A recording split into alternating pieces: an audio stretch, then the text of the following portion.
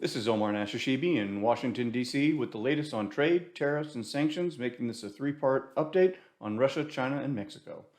On April 8, 2022, President Biden signed into law a bill revoking permanent normal trade relations with Russia and Belarus, allowing his administration to further impose tariffs and sanctions on Moscow. As part of implementation of that law, on June 27th, President Biden issued an executive order increasing tariffs to 35% on more than 570 different types of Russian imports, effective at 12:01 a.m. on July 27th. The goods subject to the increased tariff rate range from salt and ammonia to soaps, handbags, and aluminum alloy bars and rods. So this is a really diverse list that anyone still importing goods not subject to sanctions should really take a close look at and contact CLA. The U.S. is continuing the pressure campaign on Vladimir Putin by barring the importation of gold, an action which follows a March executive order also barring the importation into the United States of fish, seafood, alcoholic beverages, and non-industrial diamonds. In addition to Russia, the U.S. and NATO also focused in their recent meetings on China.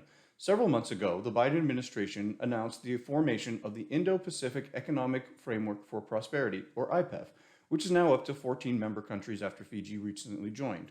In addition to the United States, some of the other members of the IPEF include Australia, India, Indonesia, Japan, New Zealand, South Korea, Thailand, and Vietnam, among a few others. The IPEF is divided into four pillars: supply chain resiliency, decarbonization and infrastructure, fair and resilient trade, and tax and anti-corruption measures. Notably missing is market access, which the administration has made clear should no longer be the central focus of U.S. trade policy. However, those businesses trading with IPEF member countries should over time see more seamless transactions and reduction in non-tariff barriers as it continues to be implemented and dialogue continues.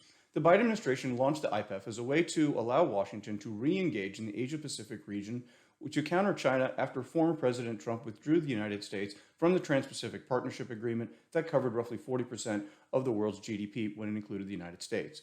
The IPEF really marks President Biden's first major move on trade policy, other than converting steel and aluminum tariffs into tariff rate quotas.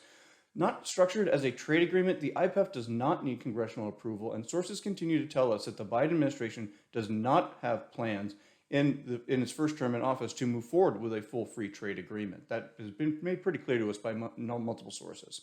While the U.S. did not invite Taiwan to join the IPEF, China has taken notice and proposed a free trade bloc among the 5 BRIC countries, which recently met in New Delhi. Brazil, Russia, India, China, and South Africa comprised the BRICS group that did have Putin attend that meeting in late June. China's hope is to expand the economic ties among the BRICS, which formally came together in 2009 as part of Emerging Economy Group. Now, as the geopolitical confrontations with the U.S. increases, China is expanding its reach, but we do note that India is a member of both IPEF and BRICS, which can put it into a difficult position, especially as it relates to its reliance on Chinese supply chains.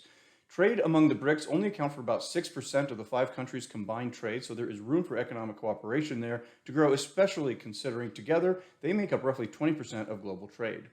Back here and closer to home, tensions between the United States and Mexico continue. It is no secret that the president of Mexico is not a fan of the United States, and Washington is bringing yet another complaint under the new NAFTA over labor. The U.S. has requested in June that Mexico to investigate claims that worker rights are being violated in an auto parts facility. While they have agreed to review the claim, this marks now the 4th request under the U.S.-Mexico-Canada Agreement's Rapid Response Mechanism. And so this marks a continuation and possibly even an escalation between the United States and Mexico as it relates to the new trade agreement. In addition, after pressure from Capitol Hill Republicans, the Biden administration agreed to review Mexico's energy policies that many described as nationalistic and possibly in violation of that USMCA. Mexico's president promised to return major oil companies to state control and give more power to state utility commission, also potentially a violation of the USMCA, and has impact on major manufacturing in the United States and in North America. Opening yet another geopolitical conflict right now is not likely something President Biden wants, especially with our southern neighbor, which accounts for being our largest trading partner. We warned that this would be a busy summer on trade policy, and that has come true. This update did not even cover developments on Capitol Hill with regards to the China competition and supply chain legislation. Our next video will provide more insight into where lawmakers and negotiators are in working on that legislation that aims to provide $52 billion for semiconductor manufacturing in the U.S.